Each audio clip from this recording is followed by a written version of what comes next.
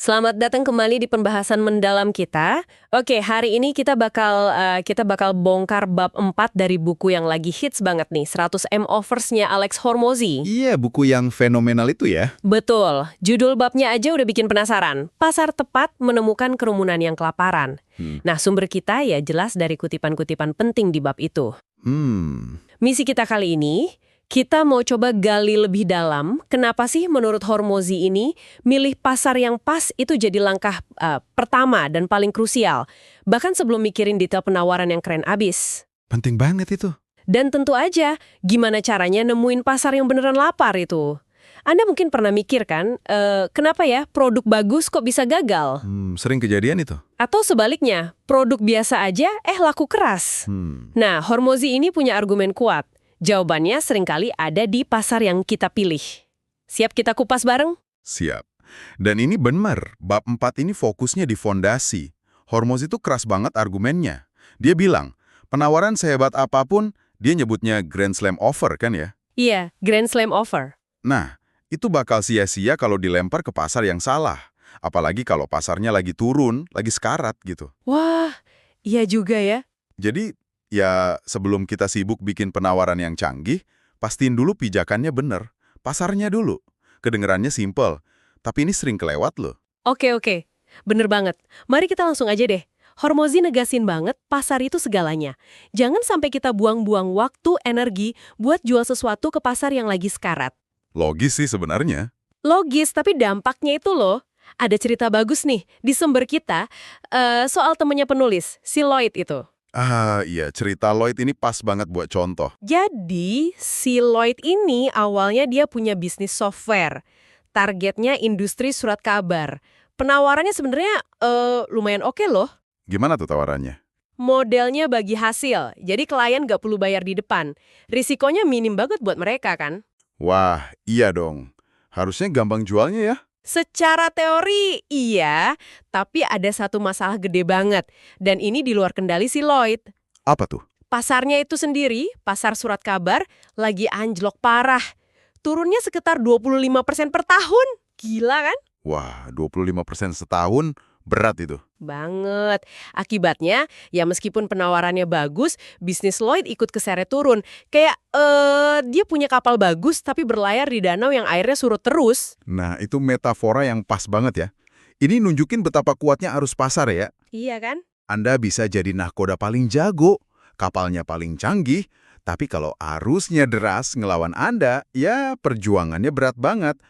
Kondisi pasar itu bisa ngalahin kualitas penawaran atau jagonya kita. Nah, ini bagian serunya nih. Pas pandemi COVID-19 datang, Lloyd ini ngeliat ada gelombang baru. Dia nggak diam aja ngeratapin bisnis lamanya, Terus dia ngapain? dia puter haluan cepet banget. Bikin mesin pembuat masker otomatis. Dan tebak apa yang terjadi? Laris manis pasti. Meledak! Bisnisnya meledak. Kabarnya sampai jutaan dolar per bulan omsetnya. Gila kan bedanya? Wow, drastis banget ya perubahannya. Dari yang nyungsep jadi meledak gitu. Kenapa bisa gitu coba? Jawabannya ya jelas, pasar. Dia pindah dari pasar yang sekarat ke pasar yang lagi, booming gila-gilaan. Waktu itu kan permintaan masker masif banget, mendesak pula. Pasar lagi kelaparan masker istilahnya. Jadi, ya pelajaran dari Lloyd ini fundamental banget. Milih arena perangnya dulu, pasar, itu seringkali lebih penting daripada sehebat apa senjata kita. Penawaran. Nah, itu dia. Ini nyambung banget ke konsep kunci yang Hormozi sebut starving crowd. Kerumunan yang kelaparan. Maksudnya apa sih ini? Apa kita harus nyari orang yang kelaparan beneran gitu? Ya nggak gitu juga kali ya. Kerumunan yang kelaparan itu metafora aja. Maksudnya pasar di mana ada permintaan yang luar biasa tinggi dan mendesak banget buat solusi yang Anda punya. Oke. Orang-orang di pasar ini tuh ngerasain sakit atau masalah yang ganggu banget, sampai mereka aktif nyari solusi. Nggak perlu diyakinin lagi kalau mereka punya masalah, mereka udah sadar dan pengen cepat beres. Jadi ini bukan soal kita bikin kebutuhan baru ya. Saya kira marketing itu seringnya soal bikin orang ngerasa butuh sesuatu yang tadinya nggak kepikiran. Nah, ini salah satu insight kunci dari Hormozi yang mungkin agak beda nih. Dia bilang, Jauh lebih gampang dan efektif itu kalau kita nemuin permintaan yang udah ada gede-gedean, terus kita salurin ke penawaran kita. Oh, jadi manfaatin yang udah ada ya? Iya, daripada kita coba bikin permintaan dari nol. Bikin permintaan baru itu butuh edukasi gede-gedean, biayanya mahal, hasilnya juga belum tentu. Kalau nyalurin yang udah ada, itu kayak ngarahin aliran sungai deras ke turbin kita. Airnya udah ngalir kenceng, kita tinggal pasang turbin aja. Oke, masuk akal banget. Contoh sederhananya kayak yang di buku itu ya, soal kedai hotdog. Betul. Coba bayangin kedai hotdog, rasanya mungkin biasa aja, nggak ada spesialnya. Tapi lokasinya pas banget di luar stadion gede, abis pertandingan selesai. Wah, rame pasti. Rame banget, ribuan orang keluar barengan, capek, dan yang penting lapar. Mereka mungkin nggak akan mikir panjang soal merek sosisnya apa, rotinya lembut apa enggak, pokoknya mau makan sekarang. Langsung serbu ya? Pasti diserbu. Bukan karena hotdognya paling enak sedunia, tapi karena dia ada di tengah kerumunan yang kelaparan. Atau contoh yang lebih ekstrim mungkin pas awal pandemi itu ya, soal tisu toilet. Nah, iya itu. Orang panik kan, ngerasa butuh banget, harga udah nomor sekian, merek juga bodo amat, permintaannya ngeluap gitu aja, ngalahin semua logika normal. Itu starving crowd banget ya. Tepat. Kebutuhan mendesak itu bikin faktor lain jadi nggak relevan. Dan pasar kayak gitulah yang Hormozi saranin buat kita cari. Pertanyaannya kan, gimana cara sistematisnya buat nemuin pasar kayak gini? Nah ini dia, Hormozi nggak cuma ngasih konsep doang, tapi ada kerangka praktisnya. Dia ngasih 4 indikator utama buat bantu kita nilai dan milih pasar yang ideal. Coba kita bedah satu-satu ya. Indikator pertama ini kedengerannya lumayan dalam nih. Rasa sakit hebat, massive pain. Maksudnya apa nih? Maksudnya gini, target audiens Anda itu harus ngerasain masalah yang signifikan banget. Sesuatu yang benar-benar ganggu hidup mereka kalau nggak selesai. Bukan cuma nggak nyaman dikit, tapi beneran bikin sakit. Oke. Skala rasa sakit ini, kata Hormozi, itu berhubungan langsung sama berapa banyak mereka mau bayar buat ngilangin rasa sakit itu. Makin gede sakitnya, makin tinggi nilai solusi di mata mereka. Ada kutipan keren di sini. The pain is the pitch. Rasa sakit itu sendiri yang jadi alat jualnya. Hormozi bahkan bilang, kalau Anda bisa ngomongin rasa sakit mereka lebih baik daripada mereka sendiri, mereka otomatis menganggap Anda punya solusinya. Wah, ini dalam banget ya. Dalam banget. Ini ngubah fokus dari jualan feature jadi ke, memahami dan menyuarakan masalah. Pas audiens ngerasa, wah, orang ini ngerti banget masalah gue, itu trust langsung kebangun. Otomatis percaya ya. Iya. Ini bukan lagi soal nice to have, tapi jadi must have. Komunikasi pemasaran yang bagus itu mulainya dari paham banget rasa sakit ini. Oke, indikator pertama, rasa sakit hebat. Sip, paham. Indikator kedua kedengarannya lebih praktis ya. Daya beli, purchasing power, ini jelas lah ya. Pada dasarnya sih iya, audiens Anda harus punya duit buat beli solusi Anda. Percuma kan punya solusi keren buat masalah gede, tapi target pasarnya nggak punya uang atau nggak bisa ngakses dana. Contoh di buku itu kena banget. Temennya penulis yang gagal jual jasa perbaikan resume ke orang yang baru di PHK. Oh iya. Masalahnya jelas butuh kerja. Rasa sakitnya ada, stres, nggak ada duit. Tapi ironisnya, justru karena masalah itulah, mereka nggak punya daya beli saat itu. Jadi ini kayak reality check gitu ya. Kita harus realistis lihat kemampuan bayar target pasar kita, jangan cuma asumsi. Analisis pasar nggak boleh lupa aspek ini. Bener sekali. Analisis rasa sakit harus seimbang sama analisis kemampuan bayar. Dua-duanya mesti ada. Oke, lanjut ya. Indikator ketiga, mudah ditarget, easy to target. Ini soal apa lagi nih? Ini soal efisiensi buat ngejangkau calon pelanggan Anda. Gampangnya, apakah mereka itu ngumpul di tempat-tempat tertentu? Mau itu online atau offline? Ngumpul gimana maksudnya? Ya, misalnya, apa mereka anggota asosiasi profesi yang sama? Atau aktif di grup Facebook atau forum online tertentu? Ada nggak daftar email atau majalah yang mereka semua baca? Atau mungkin mereka ngikutin influencer yang sama? Oh, jadi biar kita gampang nemuinnya, gitu ya? Betul. Makin gampang kita nemuin kolam tempat mereka ngumpul, makin efisien dan murah usaha marketing kita. Kalau targetnya nyebar di mana-mana, susah dikenalin, gimana kita nyampainya tanpa biaya iklan gila-gilaan? Gitu ya intinya? Tepat. Pasar yang susah dijangkau itu bakal ngabisin banyak biaya, waktu, tenaga cuma buat nyampein pesan kita. Sebaliknya, kalau pasarnya fokus dan gampang dikenalin, strategi marketingnya bisa lebih tajam, lebih keukur dan hemat biaya. Ini soal efisiensi sumber daya lah. Oke, masuk akal. Terakhir nih, indikator keempat. Berkembang, growing. Kenapa ini penting? Bukannya pasar yang stabil juga oke? Pasar stabil mungkin nggak jelek ya, tapi pasar yang berkembang itu ngasih keuntungan lebih. Hormozi pakai analogi bagus nih. Gimana tuh? Pasar yang berkembang itu kayak ada angin yang dorong layar kapal kita. Semua usaha jadi kerasa lebih ringan, momentumnya lebih gampang kebangun. Kita kayak keangkat sama gelombang pasar itu sendiri. Wah, enak dong ya. Iya. Sebaliknya, pasar yang nyusut, kayak contoh Lloyd tadi di industri koran, itu kayak mendayung ngelawan arus. Anda bisa aja kerja keras banget, tapi majunya pelan, atau malah nggak maju sama sekali karena arusnya ngelawan. Jadi, milih pasar yang lagi tumbuh itu kayak ngasih untungan di awal ya, biar peluang sukses jangka panjangnya lebih gede. Secara strategi iya banget. Ini soal main di lapangan yang untungin kita. Lebih gampang tumbuh barang pasar yang lagi naik daun daripada berjuang mati-matian di pasar yang lagi lesuh. Oke, 4 indikator ini, pain, power, easy to target growing. Udah jelas nih kerangkanya. Tapi Hormozi juga nyinggung 3 pasar gede yang katanya abadi. Kesehatan, health, kekayaan, wealth, sama hubungan, relationships. Gimana nih hubungannya sama 4 indikator tadi? Apa kita tinggal pilih salah satu aja dari 3 ini? Nah, ini poin penting. 3 pasar gede itu, kesehatan, kekayaan, hubungan, disebut abadi karena emang nyentuh kebutuhan dasar dan rasa sakit fundamental manusia. Hampir semua bisnis bisalah dikaitin ke salah satunya. Bener juga. Tapi masalahnya, 3 pasar ini terlalu luas. Gede banget. Kalau Anda cuma bilang target pasar Anda orang yang mau lebih sehat atau orang yang mau lebih kaya, itu belum spesifik sama sekali. Terlalu umum ya? Betul. Disinilah 4 indikator tadi berperan lagi.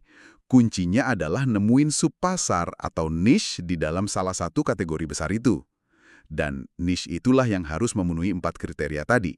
Punya rasa sakit gede, daya beli, gampang ditarget, dan idealnya lagi berkembang. Oh, jadi 3 pasar besar itu kayak payungnya, tapi kita mesti masuk lebih dalam ke lorong yang lebih spesifik, ke niche-nya gitu ya. Ini nyambung ke konsep niche lab yang juga dibahas kan ya, kayak tamparan biar kita fokus ke satu niche. Kenapa sih fokus ke niche ini penting banget? Hormozi bilang, kalau kita sering pindah-pindah niche itu nggak efisien banget. Tiap pindah, kita kayak mulai dari nol lagi. Bangun pemahaman pasar, bangun reputasi, bangun sistem marketing yang pas. Nggak pernah jadi ahli beneran. Iya juga ya. Sebaiknya, kalau kita fokus di satu niche yang udah pas kriterianya, kita bisa jadi spesialis. Dan ada ungkapan klasik yang pas banget di sini. Riches are in the niches. Kekayaan itu adanya di ceruk pasar yang spesifik. Tapi kenapa spesialisasi bisa bikin lebih banyak duit? Bukannya kalau ngelayanin pasar yang lebih luas, potensi customer-nya lebih banyak? Itu logika umum sih, tapi Hormozi lihatnya beda. Gini, pas Anda jadi spesialis buat kelompok yang sangat spesifik atau masalah yang sangat spesifik, Anda bisa nawarin solusi yang rasanya jauh lebih pas buat mereka. Lebih relevan gitu ya? Banget. Persepsi nilainya jadi naik drastis. Karena solusi Anda rasanya kayak dibuat khusus buat gue. Audiens jadi mau bayar harga premium. Mereka percaya solusi Anda bakal lebih efektif daripada solusi umum yang generik. Contoh kursus manajemen waktu itu jelas banget ya. Kursus umum harganya $19. Tapi materi yang sama persis kalau ditargetin super spesifik buat katakanlah sales rep B2B outbound di industri power tools and gardening, bisa dijual $1.997. Bedanya jauh banget. Persis. Materinya boleh sama, tapi konteksnya sama penargetannya ke niche yang pas. Itu ngubah segalanya. Buat si sales rep spesifik tadi, kursus $1.997 itu mungkin kerasa lebih murah dari sisi nilai yang diharapkan, dibanding kursus generik $19 yang rasanya kurang nyambung sama tantangan unik dia. Itu kekuatan paham rasa sakit spesifik sebuah niche dan ngasih solusi yang pas banget. Wah, ini benar-benar ngubah cara pandang soal harga sama target pasar ya. Nah, ada satu lagi nih konsep dari Hormozi yang menurut saya lumayan bikin kaget dan penting. Soal hierarki atau urutan tingkat kepentingan dalam sukses. Bisa dijelasin lagi nggak? Ya, ini salah satu takeaway paling kuat dari bab ini menurut saya. Hormozi ngasih tahu ada 3 pengungkit utama kesuksesan penawaran, dan dia nekanin banget urutan pentingnya. Pasar, starving crowd, ini paling dasar dan paling penting. Oke, pasar nomor 1. Nomor 2, kekuatan penawaran, offer strength. Seberapa menarik dan nggak bisa ditolak tawaran Anda. Ini nomor 2. Penawaran nomor 2. Terus? Nomor 3, keterampilan persuasi, persuasion skills. Kemampuan Anda buat jualan atau meyakinkan orang.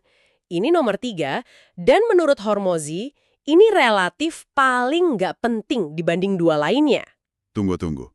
Skill jualan paling nggak penting. Kok aneh ya? Bukannya sering dibilang jualan itu kunci.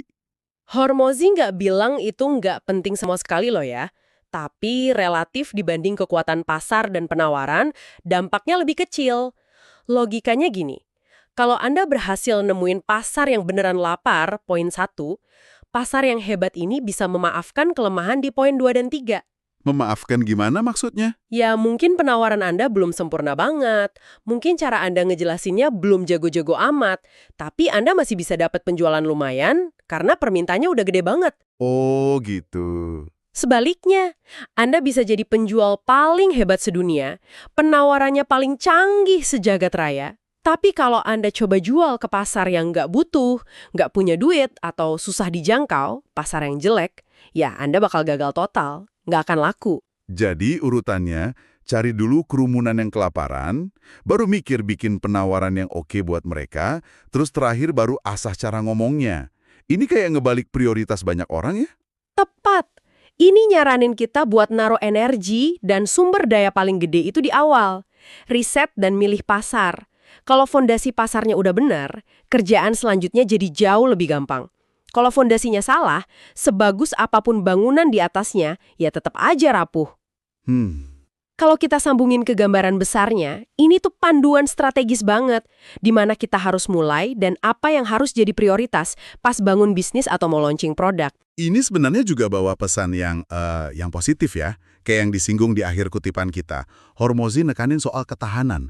Dia bilang, kalau tawaran Anda gagal, jangan langsung mikir Anda yang gagal atau nggak mampu. Bener. Kemungkinan besar yang perlu dibenerin itu ya tawarannya, atau lebih dasar lagi, pilihan pasarnya. Kegagalan dalam konteks ini itu data, itu masukan dari pasar, bukan vonis akhir buat kemampuan Anda. Pesannya jadi, jangan nyerah gitu ya. Terus belajar, terus coba, terus sempurnain tawaran sama pemahaman kita soal pasar. Gagal itu biasa, bagian dari proses. Yang penting bangkit lagi, coba lagi dengan ilmu baru. Wah, ini penting banget sih buat diingat sama siapa aja yang lagi coba bangun sesuatu. Jadi, setelah kita kupas semua ini ya, apa artinya buat Anda yang lagi dengerin? Intinya gini, sebelum Anda terlalu dalam mikirin fitur produk, nentuin harga sampai detail banget, atau nulis iklan yang keren, langkah paling awal dan paling dasar itu adalah milih medan perang Anda. Pilih pasar yang tepat. Itu kuncinya. Tanya dulu, pasar ini beneran lapar nggak? Rasa sakit mereka nyata dan gede nggak? Mereka punya duit nggak buat beli?